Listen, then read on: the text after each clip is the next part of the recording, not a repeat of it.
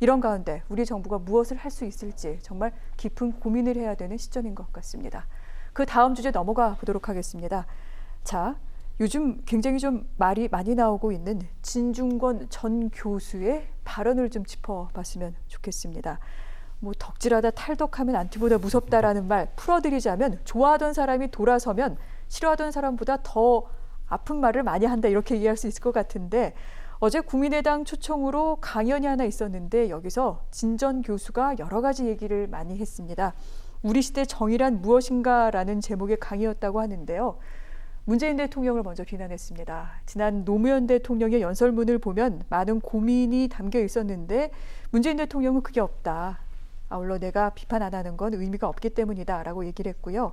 지금 민주당의 주류 세력이죠. 386, 이제는 586이라고 얘기할 수 있을 텐데 이들에 대해 디지털 포퓰리즘을 하고 있다. 일종의 대중 독재다라고 굉장히 좀 아픈 지적을 했습니다. 아울러 조국 사태 등을 거론하기도 하고요. 이를 예로 들면서 뭐 보수는 아파트를 물려줬는데 586은 이 특권을 물려주는 거냐라고까지 얘기하기도 했습니다. 뭐 이외에도 여러 가지 발언이 많이 나왔습니다만 저희가 몇 가지를 꼽아봤는데 두 분께서는 이 같은 발언 어떻게 들으셨는지 등등 또한 반박하고 싶은 내용 하지만 이것들은 좀 귀담아 들어야 된다 싶은 그런 얘기도 있을 것 같습니다. 먼저 평론가님부터 좀 말씀해 주실까요? 네, 진중권 교수의 발언 중에서는 아픈 대목이 많이 있고요. 귀담아 들어야 할 대목도 많이 있습니다. 네. 특히 그 진보 정권에서 불평등이 심화됐다는 얘기는 전적으로 저도 동의합니다. 진보 정권만 들었으면 아파트 값이 춤을 춥니다. 강남 3구는 찍어주지도 않으면서도 좋아합니다. 그리고 당선될 것 같으면 벌써부터 부동산값이 오릅니다. 문재인 정부도 예외가 아니었습니다. 지금 1년에 1억 원씩 서울의 중가 아파트로 지난 3년 동안 1년에 1억씩 올랐습니다. 3년에 3억. 누워서 돈 버는 겁니다. 진보 정부 때 그렇습니다. 문재인 정부 때도 그렇고 노무현 정부 때는 오죽했으면 종부세를 도입했겠습니까?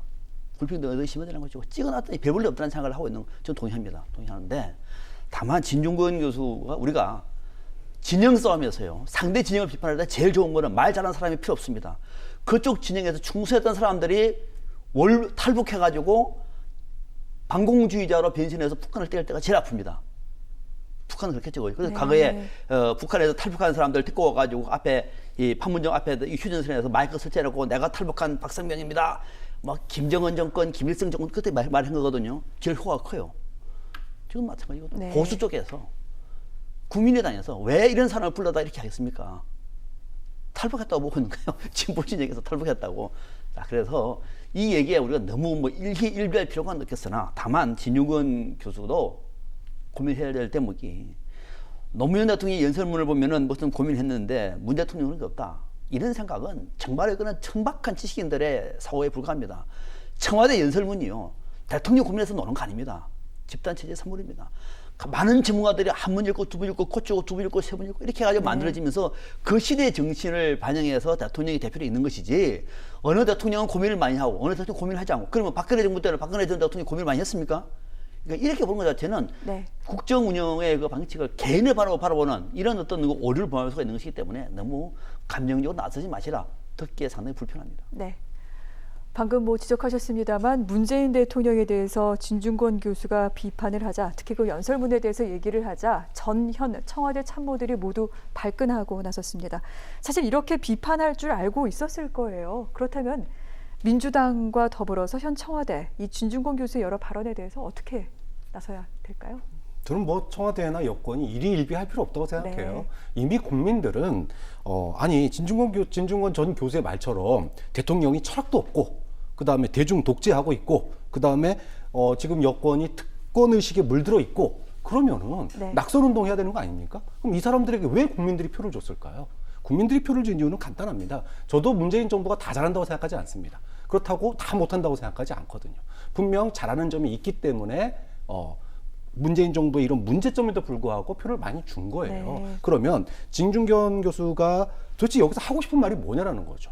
국민들에게 국민들의 삶을 국민들이 이 표를 줬을 때 원하던 지금 여권이 못하고 있는 부분을 한 걸음 더 잘할 수 있게 해주는 그런 정말 촌촌살인의 그런 비판이 되어야지 뭐 철학도 없고 독재하고 있고 특권 의식에 찌들어 있고 그럼 뭐하러 상대합니까 그런 사람들?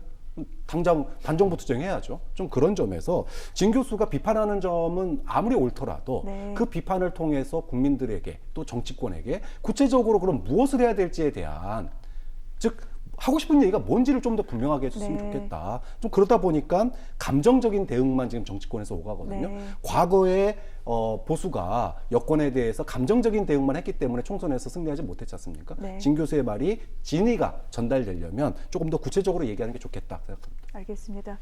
수모적은 감정 대응이 아니라 좀 더 건설적인 어떤 토론과 논의의 장이 펼쳐지기를 그런 바라는 마음 두 분을 통해 확인할 수가 있었습니다.